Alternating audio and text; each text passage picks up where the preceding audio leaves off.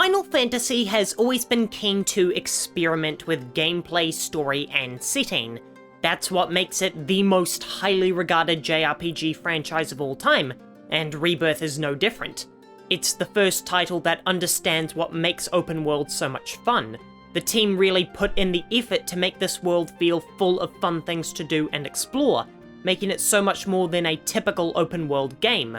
But Rebirth has cemented one thing for me, that Final Fantasy always needs to be positive at its core.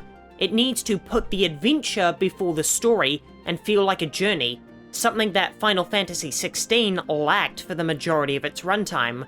Now, this isn't going to be a Final Fantasy XVI diss video, as that game is great, and I have a bunch of other videos praising that game on this channel, but instead, I'm going to focus on what makes Rebirth such an exciting and pleasing game over 16.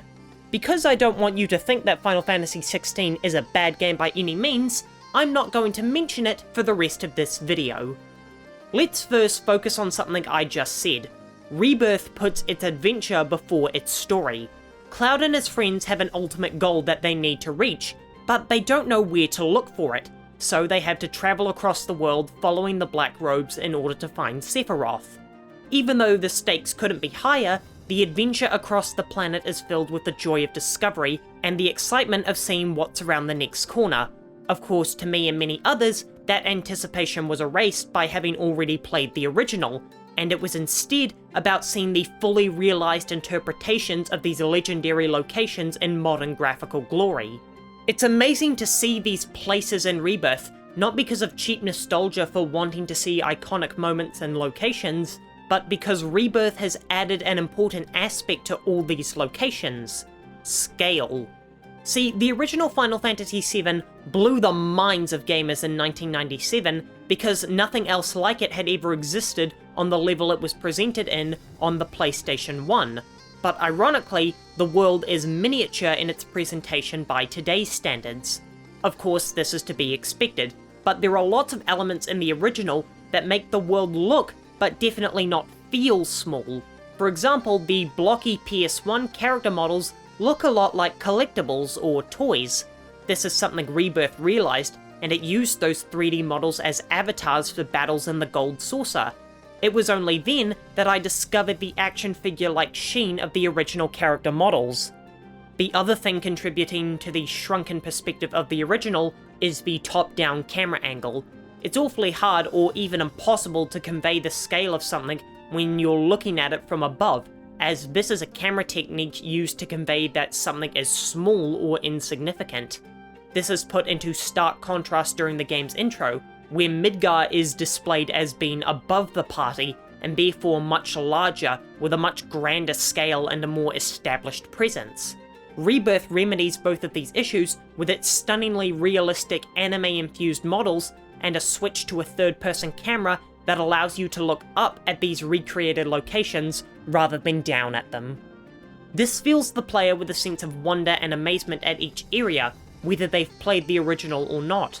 Either way, the player is given a sense of joy as they journey across the planet, despite the serious goals and looming threat that Sephiroth poses.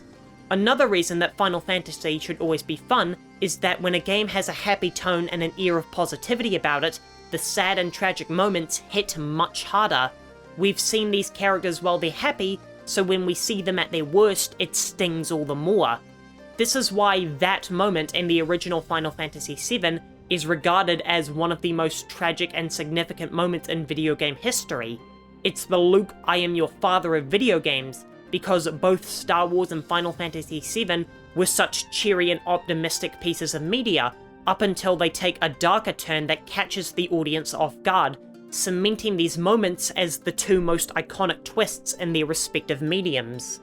If a game is dark and gloomy the whole time, then when something awful happens, it's not a tragic moment, it's just another sad moment, and it doesn't hit as hard because these characters have always had it tough, and now it's just tougher. What's more upsetting to you, James figuring out what happened to Mary in Silent Hill 2, or the events of The Last of Us Part 2? The answer to me is the latter, because we've seen Joel and Ellie at their happiness, and are watching them lose it all right before our eyes. Final Fantasy is a series that loves to mix itself up, and I love that. That's why it's the JRPG franchise. However, they can't make it all sunshine and rainbows, because then it's too similar to Dragon Quest. They should keep these titles as happy adventures contrasted by tsundere protagonists with goofy creatures and moments surrounding him, so it can make those sad moments hit as hard as possible. There are already too many games that take themselves way too seriously, and Final Fantasy doesn't have to be one of them. It should always be adventures around gorgeous fantasy worlds that always entice the player to find the next stunning location.